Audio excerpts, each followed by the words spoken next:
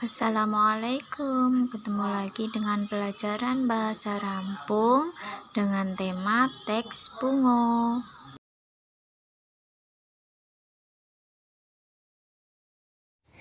Anak muda sekarang pasti jawabnya biar nggak kudet, Bu. Kurang update. Gaje, nggak jelas. Kemal, kepo maksimal, ataupun ababil.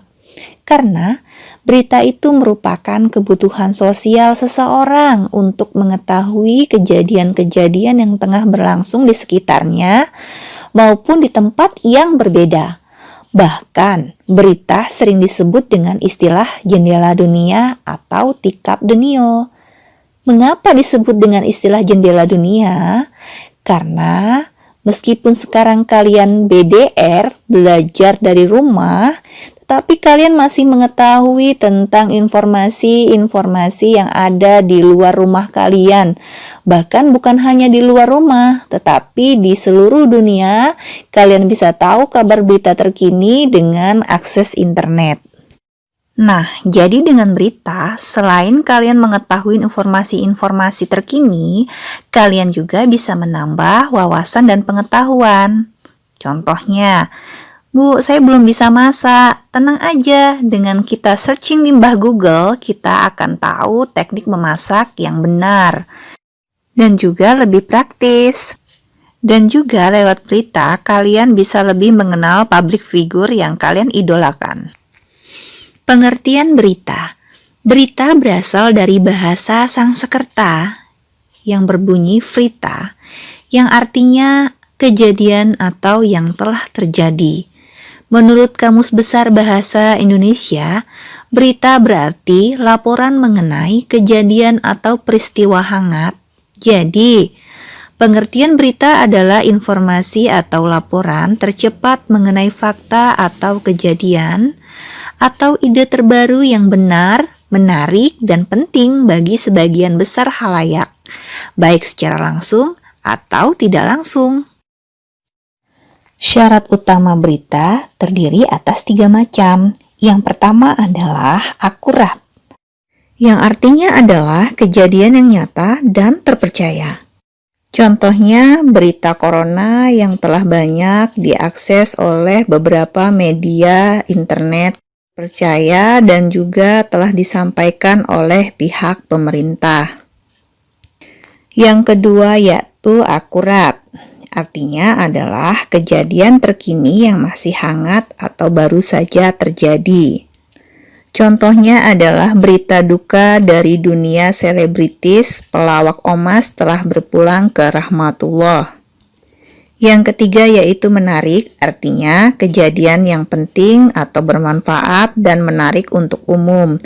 Contohnya yaitu pengumuman dari Dinas Kesehatan bahwa jamur enoki mengandung racun yang berbahaya untuk kesehatan manusia sehingga dilarang untuk dikonsumsi meskipun pada saat ini jamur enoki sedang naik daun atau digemari oleh kalangan anak muda.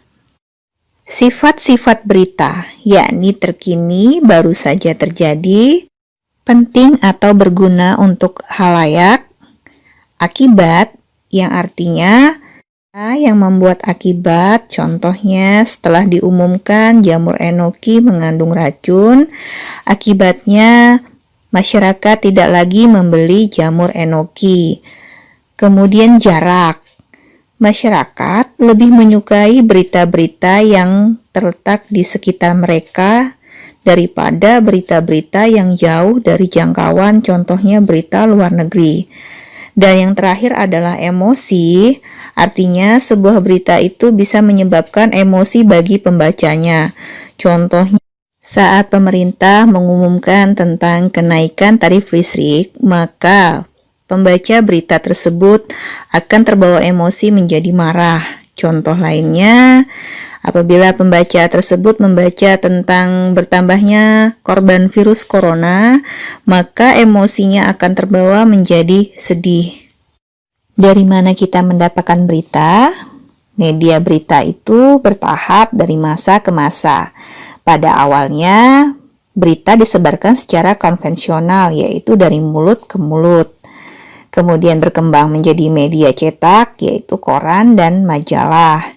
Setelah mengikuti perkembangan zaman sekarang, menjadi media elektronik yang sekarang hampir dimiliki oleh semua orang, contohnya HP. Dengan HP kita bisa mengakses berita melalui beberapa situs atau media sosial, contohnya FB, WA, Instagram, ataupun Twitter. Bagian-bagian berita, yang pertama yakni judul. Judul merupakan gambaran umum tentang keseluruhan berita yang sering disebut sebagai ulu berita atau kepala berita. Umum dalam menentukan judul berita yakni efektif, berkesinambungan, dan juga menarik agar pembaca itu tertarik untuk membaca berita yang kita buat. Contohnya, kejadian di sebuah desa yang menggerakkan kegiatan PKK membuat kerajinan tangan menggunakan pohon pisang hingga dipasarkan ke luar negeri. Nah, judul yang tepat, efektif, berkesinambungan, contohnya PKK desa jalan-jalan ke luar negeri lewat pohon pisang. Nah, dengan judul itu pembaca menjadi lebih tertarik, kok bisa jalan-jalan lewat pohon pisang bukannya lewat pesawat. Makanya mereka berniat untuk membaca isi berita tersebut. Yang kedua yakni tempat atau kejadian dan waktu kejadian. Ingat, dalam mencantumkan tempat di berita jangan sampai salah. Misalnya kejadiannya ada di Indonesia, jangan kalian asal tulis menulis kejadian tersebut ada di Amerika. Dan juga waktu kejadiannya, apabila kejadiannya terjadi pagi, jangan sampai terdapat kesalahan kalian tuliskan kejadiannya terjadi pada sore hari. Apabila kesalahan itu kalian lakukan, maka berita yang kalian buat termasuk ke dalam berita hoax atau berita bohong. Yang ketiga yakni teras berita, berisi rikasan isi berita, apo atau siapa, jamo, nyo kejadian itu, bagaimana kejadian itu terjadi. Saidugi sayan yakni tubuh berita atau badan berita ngisi penjelasan anja isi berita. Ulahnya kejadian ini dapat terjadi jamo pigo dan munih gegahnya penyelesaian no. Dampak dari perkembangan iptek terhadap berita. Ada yang negatif dan juga ada yang positif. Dari segi positifnya, kita bisa cepat mengakses ke informasi dari berbagai sumber. Dan yang kedua yaitu menambah ilmu pengetahuan. Dampak negatif dari iptek terhadap berita yaitu tersebarnya kabar hoax, yaitu kabar bohong. Yang mana sekarang pelaku kasus penyebar kabar hoax akan mendapatkan hukuman pidana. Dan yang terakhir yaitu gangguan kesehatan. Contohnya, penerima kita yang mengalami penyakit jantung akan mengalami gangguan kesehatan bila menerima kabar berita yang mengejutkan. Berikut ini Ibu akan mencontohkan cara membaca contoh berita yang berjudul Pasien Positif Corona Tano di Lampung Senayah 13 Jimo. Bandar Lampung, Dinas Kesehatan Provinsi Lampung ngedata ulah perkembangan coronavirus disease W19 atau COVID-19 di Provinsi Lampung. Minggu tanggal 5 bulan 4 2020. Lem data ino, nayang jimo saya terdata positif kena COVID-19 ngambuh wo, jak saya gadau senaya 11 jimo. Sehingga, tano totalno jadi 13 kasus positif saya rinciano, wo jimo dinyatakan waras atau dak, jamo wo ninggal. Ia temen wat wo pengambuhan wo pasien positif di Lampung berasal anjak Bandar Lampung. Pasien nomor 12 sebai jamo pasien nomor 13 Ragah. Jelas Rehana Kepala Dinas Kesehatan Provinsi Lampung. Pengambuhan ijo ngeupokeun hasil ngelacak anjak pasien seka meno gehino munih jamo pasien dalam pengawasan atau PDP.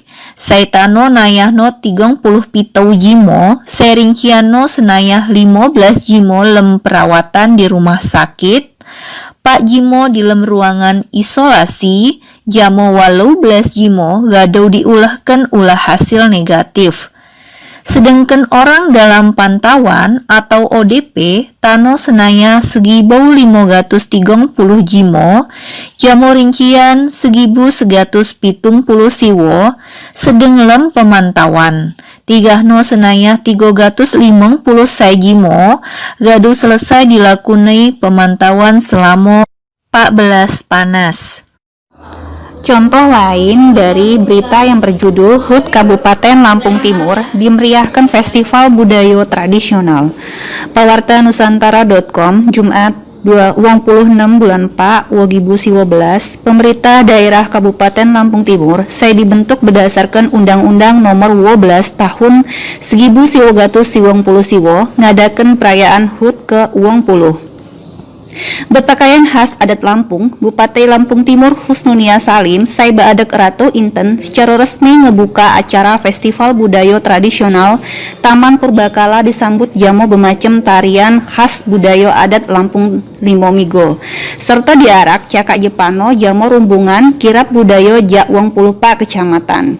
Acara ino dihadiri Sultan Keratuan Melinting saya baadak Sultan Ratu Idil Muhammad Tihang Igama Pak Rizal Ismail, pejabat pemerintah, tokoh, jamu masyarakat adat, serta masyarakat di lapangan Anek atau Tiuh Pugung Raharjo, Kecamatan Sekampung Udik.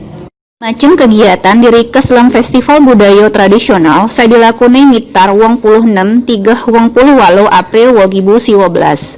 Hari pertama dimulai pelaksanaan kegiatan bersepidah wisata jelajah cagar budaya sejauh 10 km, jamu jalan sihat sejauh 3 km, negak kawasan Taman Purbakala Pugung Raharjo. Wat muni lomba Liga Dangdut Lantim, Pawai Budaya Nusantara, sajian seni budaya, pameran nekan kanen, pasar murah, jamu dunurgah waktu Jumat 26 bulan 4. Sedangkan hari Sabtu 27 bulan 4 acara dimulai jamu kegiatan lomba ngewarnoi jamu ngelukis cagar budaya. Acara drum band saya ditutukai sanak sekolah perwakilan per Kecamatan Selampung Timur. Dimeriahkan festival band, ragam musik tradisional, peturo, jamo diskusi masalah HAM lem kearifan budaya lokal. Dewi Sayan hari Minggu dimeriahkan jamo atraksi pusian tradisional, reok Ponorogo, seni pecak silat kolosal, stand up komedi, jamo hiburan duo intan. Telaksanano acara Festival Budaya Tradisional Taman Purbakala ngeupokeun salah satu komitmen pemerintah Kabupaten Lampung Timur gue ngemajukan jamo ngenalkan secara luas hasanah budaya jamo situs-situs bersejarah sewat di Kabupaten Lampung Timur, khususnya di lingkungan Taman Purbakala Pugung Raharjo. Sumang anjasan gelaran ragam budaya Nusantara bertujuan ngenaikan ruang ekspresi terhadap sanggar jamo sekolah, gue hibur jamo mengenalkan atau mulai ningak masyarakat bahwa keanekaragaman seni budaya luar biasa temen. Lem sambutano Husnunia ngejelaskan bahwa temeno festival ijo ayen saya pertama anjing tano ijo jadi balak ulah ngelibetkan nayah jimo serta lebih beragam. Ijo unyin dapat terlaksana ulah ditulung jamo tukus Kapung Limomigo munih Jak Melinting serta Wong Pulupa Kecamatan, 260 anak bagihno. Sampai di sini dulu ya pembahasan berita pada hari ini. Selamat berjumpa kembali di pertemuan selanjutnya.